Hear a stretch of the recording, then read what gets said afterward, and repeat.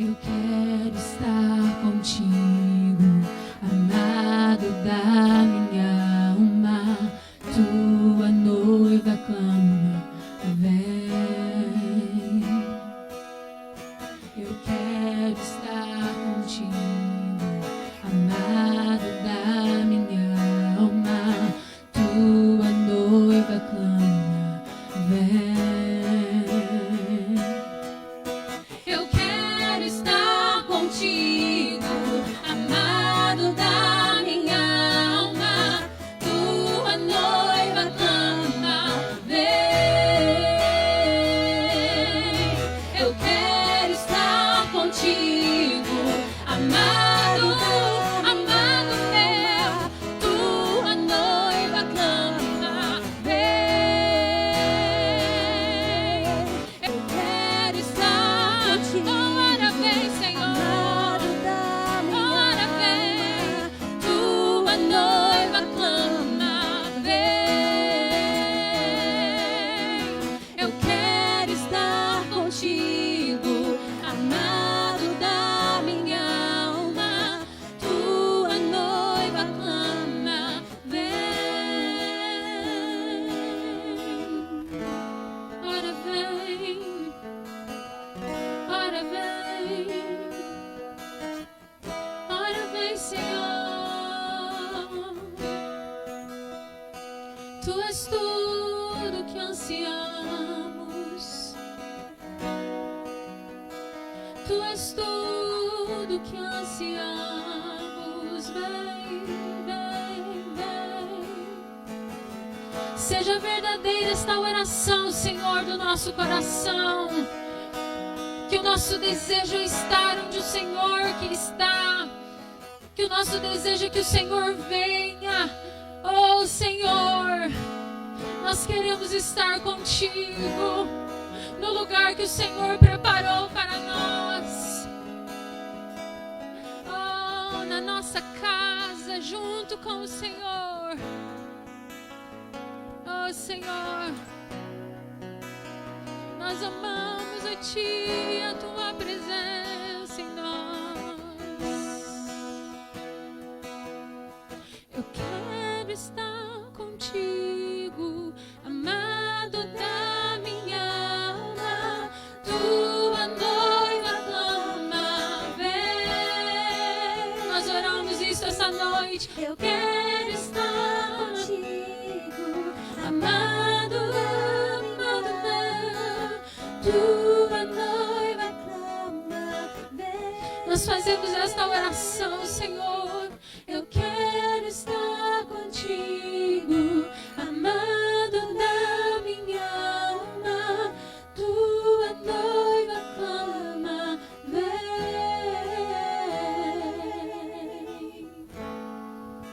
Oh, vem, Senhor Jesus. Aleluia. Que esse seja o desejo do nosso coração. O coração da igreja possa pulsar apenas pelo noivo, para que ele venha, ansiosos para o grande encontro. Seria vã a nossa vida se não fosse por aguardarmos a vinda do nosso amado. Seria em vão a nossa fé se nós não aguardássemos para que um dia nós morássemos nas regiões celestes. Que isto esteja vivo no nosso coração, que isso esteja queimando no nosso coração. Estar onde o Senhor está, buscar a presença dEle e ansiar para um dia morarmos com Ele eternamente. Que este seja o desejo da noiva, que este seja o desejo da igreja do Senhor. Que Deus abençoe tua vida, a tua família, em nome de Jesus.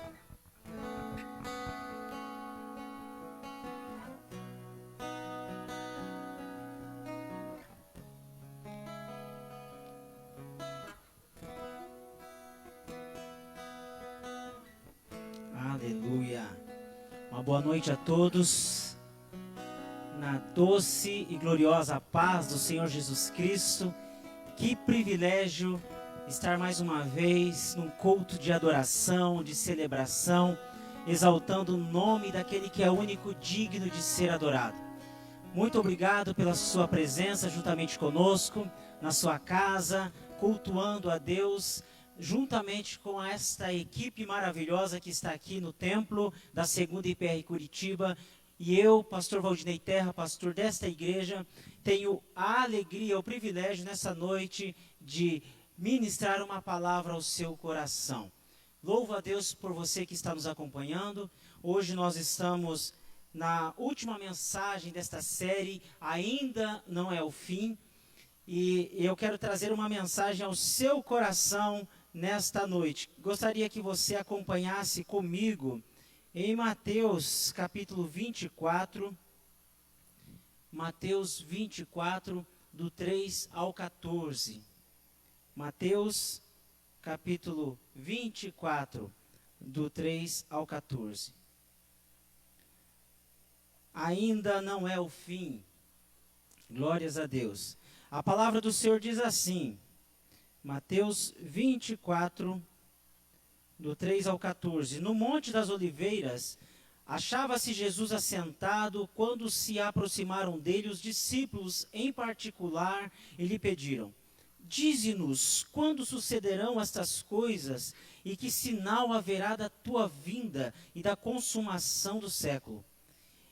Ele lhes respondeu: vede que ninguém vos engane, porque virão muitos em meu nome dizendo, eu sou Cristo, e enganarão a muitos. E certamente ouvireis falar de guerras e de rumores de guerras. Vede, não vos assusteis, porque é necessário assim acontecer, mas ainda não é o fim. Porquanto se levantará nação contra nação, reino contra reino, e haverá fomes e terremotos em vários lugares. Porém, tudo isto é o princípio das dores. Então sereis atribulados e vos matarão. Sereis odiados de todas as nações por causa do meu nome. Nesse tempo, muitos hão de se escandalizar, trair e odiar uns aos outros. Levantar-se-ão muitos falsos profetas e enganarão a muitos. E por se multiplicar a iniquidade, o amor se esfriará de quase todos. Aquele, porém, que perseverar até o fim, esse será salvo. E será pregado este evangelho do reino por todo o mundo, para testemunho a todas as nações, e então virá o fim. Amém? Louvado seja o nome do nosso Deus. Se você já viajou de avião alguma vez, você deve ter tido a mesma sensação, a mesma experiência que a maioria das pessoas tem quando viaja pela primeira vez, quando pega um voo em algum destino pela primeira vez. Quando você entra num avião, enquanto o avião está parado, está desligado, está tudo tranquilo. A sua mente está tranquila, o seu coração está tranquilo, porque você está relaxado pensando no destino que você vai chegar. Porém, quando as turbinas começam ali a funcionar, e você começa a ouvir o som das turbinas, e você começa a sentir que o avião está em movimento, quem já viajou pela primeira vez sabe, o coração começa a disparar. Dá um frio na espinha quando o avião começa a acelerar na pista, e quando você olha para o chão está ficando distante. Então vai se levantando aquele voo e o coração está disparado. Mas depois que o avião alça voo, está numa certa altura e já passa aquele momento, do coração acelerado, você fica tranquilo, porque a viagem passa a ser prazerosa, porque é muito tranquilo. Até que venham as turbulências. Quando surgem as turbulências, o avião começa a balançar, o avião passa por turbulências, aí você começa a ter medo de novo. Aí começa a sentir um pavor, fala assim, eu poderia chegar no destino logo, poderia passar esta etapa de turbulência logo, para eu chegar ao meu destino. E de repente passa. E aí que você percebe que a sua vida, a sua segurança, ela depende exclusivamente da habilidade do piloto. A sua vida está nas mãos daquele que está conduzindo a aeronave. E quando tudo se acalma, aí a viagem continua sendo prazerosa e você fala, ai que bom, vou curtir a viagem. Até que ouve pelos alto-falantes para apertar os cintos que você está chegando ao seu destino.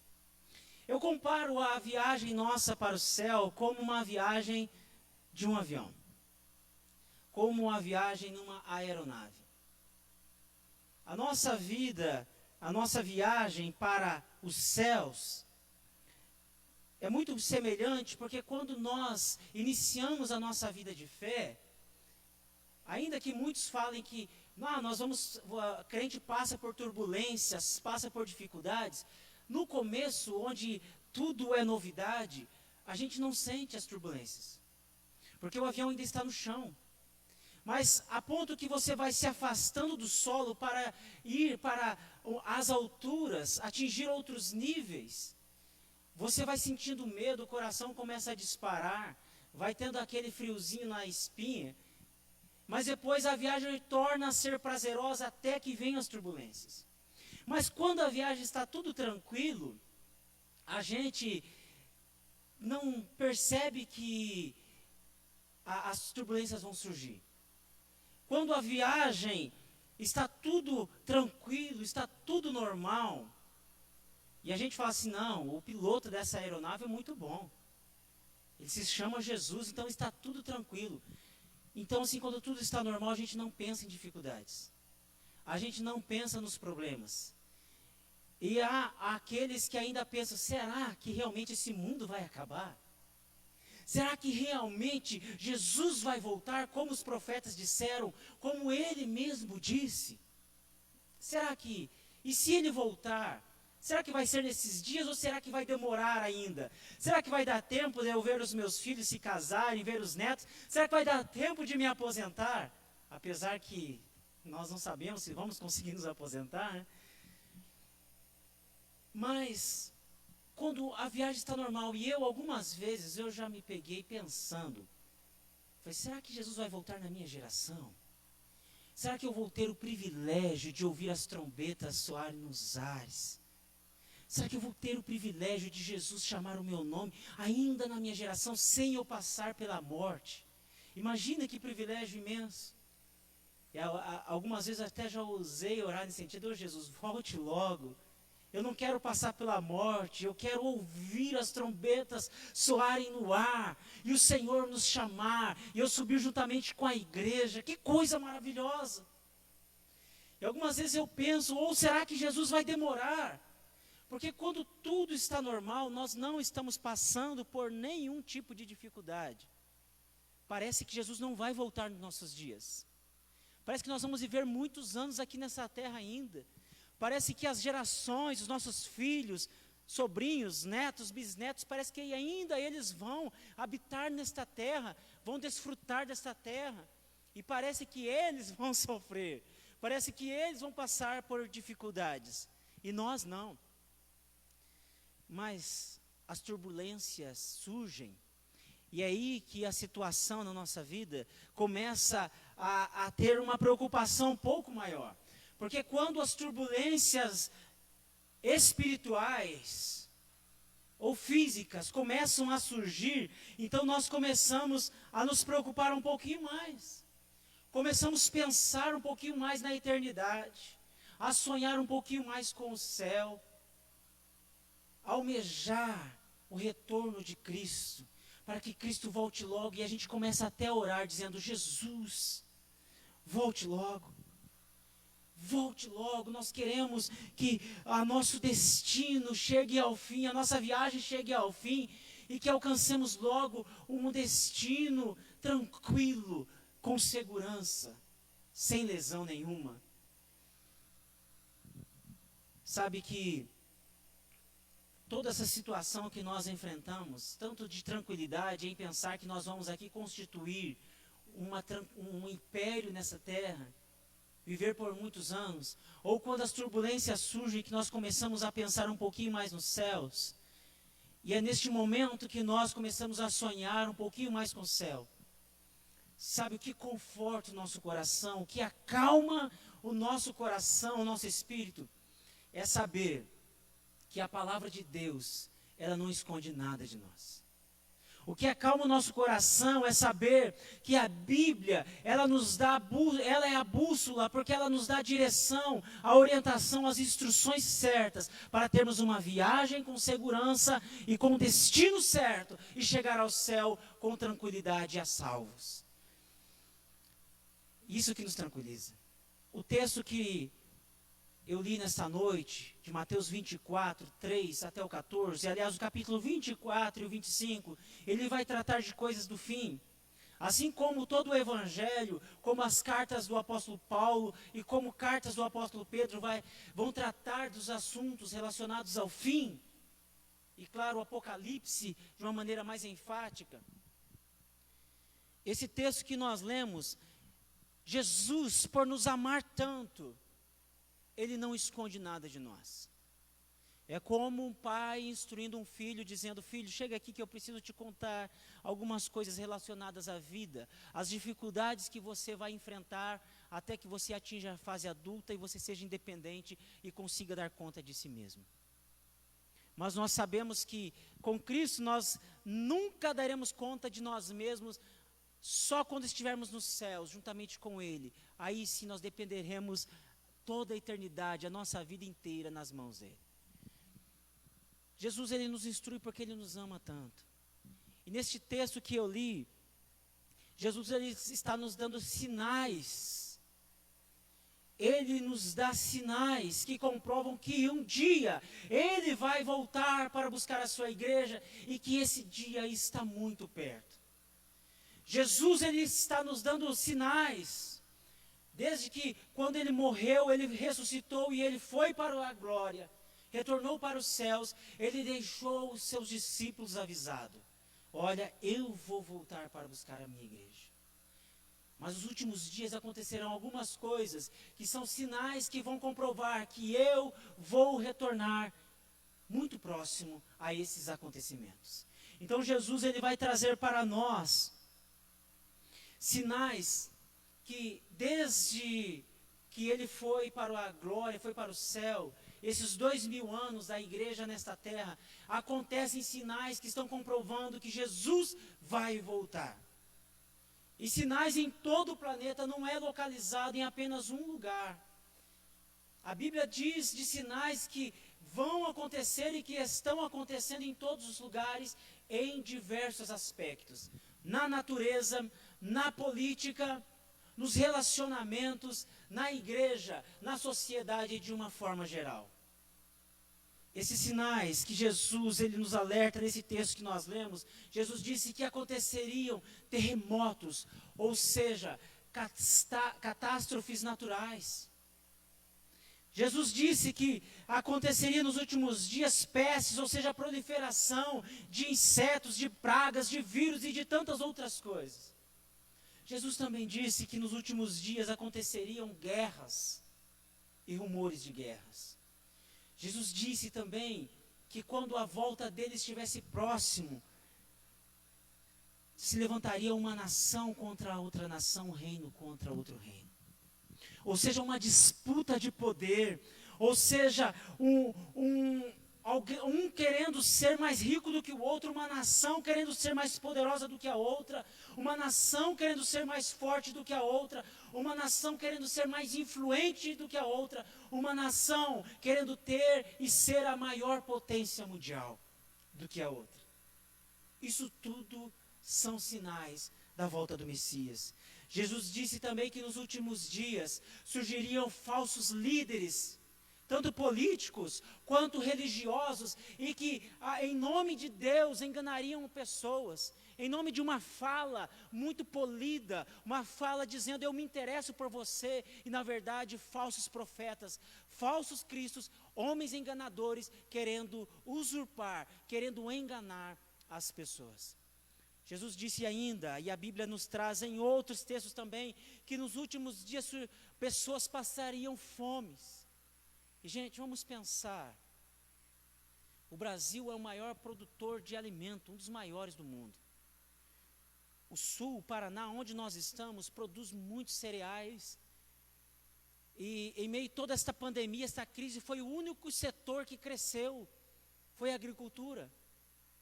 Produz muito e muitos alimentos são jogados no lixo. E muitas pessoas continuam morrendo de fome. Mas tudo isso é sinal do retorno de Cristo. Jesus ainda disse que nos últimos dias haveria ódio. Nos últimos dias haveria traição.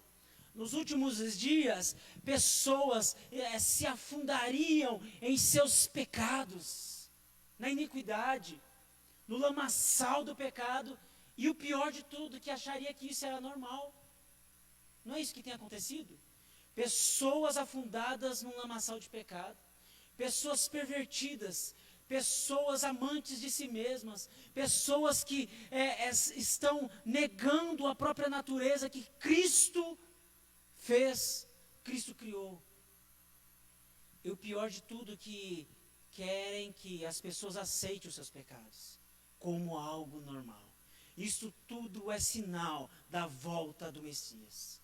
Jesus disse também que nos últimos dias, pessoas seriam rejeitadas simplesmente por ter um relacionamento íntimo, vital com Cristo. E não é isso que acontece. Pessoas sendo perseguidas por amar a Cristo, pessoas sendo perseguidas por entregar a sua vida a Cristo, pessoas sendo mortas. Talvez na nossa nação nós não vemos casos assim, mas em outras nações, pessoas são degoladas, são mortas, e isso não aparece nas mídias. Por amor a Cristo, por entregar a sua vida a Cristo, pessoas são condenadas, presas, torturadas, porque um dia decidiram ter um relacionamento íntimo com Cristo. E Jesus disse que este era um dos sinais que haveria nos últimos dias, até que ele voltasse. Pessoas abandonando princípios, o abandono de princípios familiares, princípios bíblico-cristãos, nós temos visto nos nossos dias. Muitas coisas que assustavam, hoje não assusta mais, se tornou normal. Mas a Bíblia continua tratando de situações de pecado e nos instruindo de acordo com a palavra de Deus, para que estejamos alerta. A apostasia presente na sociedade, nas igrejas, pessoas que um dia estavam pregando, cantando, louvando a Deus, servindo a Deus, hoje estão virando as costas para Deus. Pessoas rejeitando a Deus, pessoas desistindo de Cristo, abandonando Cristo. A apostasia é um dos sinais do retorno do Messias. Desistindo de amar as pessoas, de se interessar pelas pessoas, de investir em pessoas, de se importar com pessoas. Esse é um dos sinais do retorno de Cristo. Jesus disse que as pessoas amariam mais a si mesmas, abandonando o amor ao próximo. E não é de hoje. Há muitos anos, alguém já escreveu dizendo que algumas pessoas amam objetos e usam as pessoas. E nos nossos dias nós vemos como o amor tem sido desvalorizado nos relacionamentos. A ponto das pessoas pensarem assim: bandido bom é bandido morto. Ainda bem que morreu. Ainda bem que quem morreu foi um ruim. E quando morre alguém bom, numa morte prematura, alguém fala assim: por que morreu essa pessoa que era boa e não morreu aquele traste? Quantas pessoas que estão aí roubando, fazendo coisas erradas e não morrem? Isso é um sinal de que o amor tem se esfriado nos corações. Porque se a pessoa realmente era boa e morreu, está com Cristo. E se a pessoa que morreu nos seus pecados e não se arrependeu dos seus pecados, não se converteu, não voltou para Cristo, essa pessoa foi para o inferno. E às vezes nós estamos aplaudindo, falando: ufa, menos um perigoso na terra, menos um traste na terra, menos um traficante, menos um bandido, menos um que causava mal à sociedade, que causava nossa insegurança. Isto é sinal de que o amor de muitos tem se esfriado. E isto é um sinal que Cristo está voltando. A desistência de Cristo, a desistência das pessoas, a desistência do amor ao próximo, do amor aos nossos relacionamentos. Ah, não deu certo? Beleza, toco a minha vida, o que importa é eu ser feliz. Jesus disse que isso aconteceria. Isso seria tudo isso que eu disse e ainda muito mais que a Bíblia trata. São sinais de que Cristo está voltando. Tem uma música da banda Resgate que diz assim: eu olho para o céu, já são tantos os sinais. Não sei se para os meus dias ou para os meus filhos. Para todos os efeitos, eu vivo preparado e em paz. Estou esperando a sua volta. Nós temos que continuar esperando a volta. Os acontecimentos, a nossa volta, tudo, quando nós olhamos esses acontecimentos e olhamos para a Bíblia, uau, Jesus já nos alertou seus discípulos que ele estava voltando, ou seja, Jesus está prestes a voltar, as trombetas estão prestes a soar nos ares, Jesus está prestes a buscar a sua igreja, as bodas do Cordeiro com a sua noiva estão prestes a ser celebradas. Jesus está voltando. Jesus está voltando para buscar a sua igreja. Em breve, Jesus vai surgir nas nuvens com poder e grande glória, como diz neste capítulo 24. Portanto, nós não podemos desistir. Nós não podemos recuar. Não é hora de abaixar guarda, não é hora de guardar a espada, não é hora de tirar as armaduras, não é hora de pararmos, não é hora de desistirmos de amar pessoas, de investir em pessoas, de se importar com pessoas, de aprofundar no relacionamento íntimo com Cristo. Não é hora de parar. Nós precisamos ter consciência de que Cristo está voltando. Precisamos ter consciência da necessidade de estarmos prontos, de estarmos a postos. E quando esse texto trata dizendo assim que aquele que perseverar até o fim será salvo, ou seja, aquele que tenha uma linguagem do exército, uma linguagem militar dizendo, olha, aquele que tiver lealdade ao seu comandante até o fim, esse será honrado. Aquele que estiver sempre pronto até o fim, este receberá a coroa de glória. Nós como igreja precisamos estar preparados. E aqui vai a lição desta noite. E você que tem costume de anotar ou de viver durante a semana ou na sua vida, aqui vai a lição desta noite. Troque a desistência pela perseverança. Troque a desistência pela perseverança.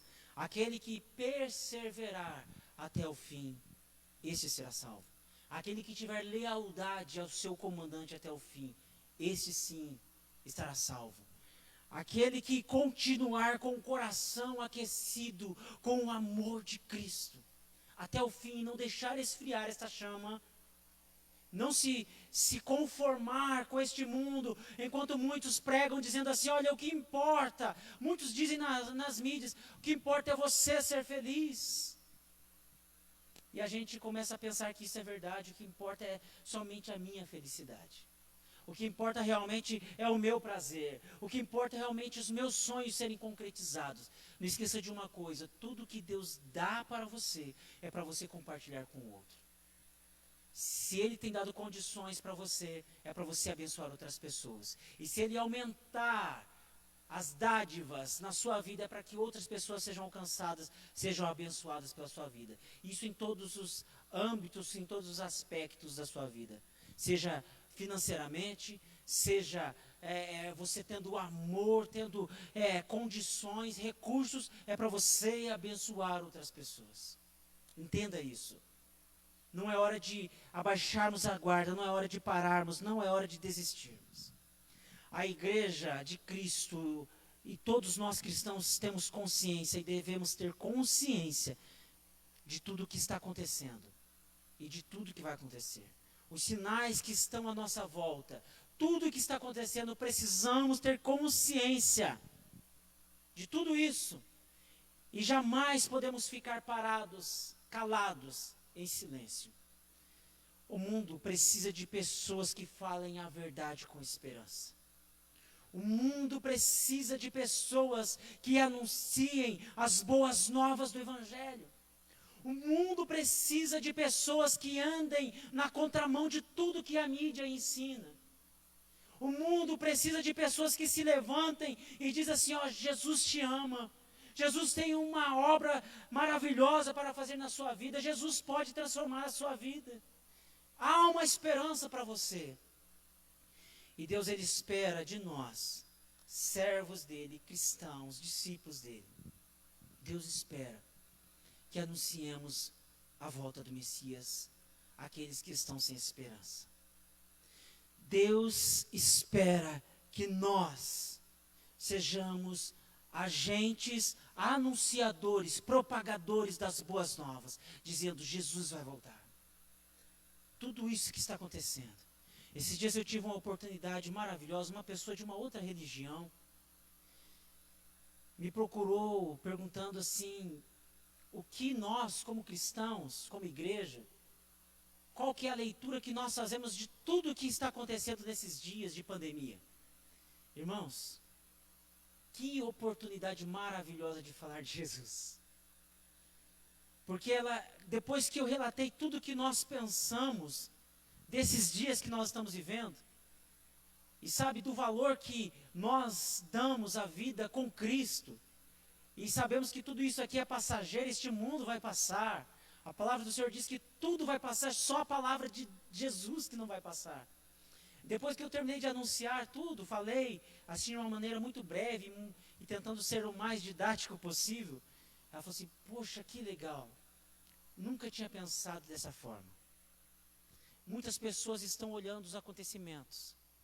Pandemia, vírus, guerras, crises políticas, crises na liderança, crises monetárias, crises, dificuldades, pestes, gafanhotos e tantas outras coisas. As pessoas estão apavoradas, querendo uma resposta. E quem tem a resposta? Nós.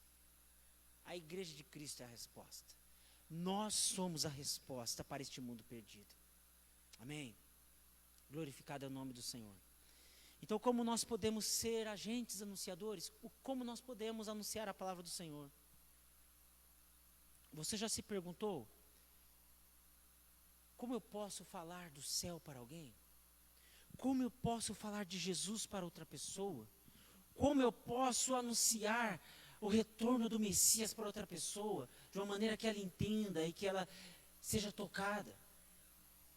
Eu quero te dizer uma coisa, Deus, quando você sentir esse desejo e fizer esta oração e começar a pensar como eu posso falar de Jesus, eu digo para você, pode ter certeza que Jesus vai criar uma situação para que você fale dele.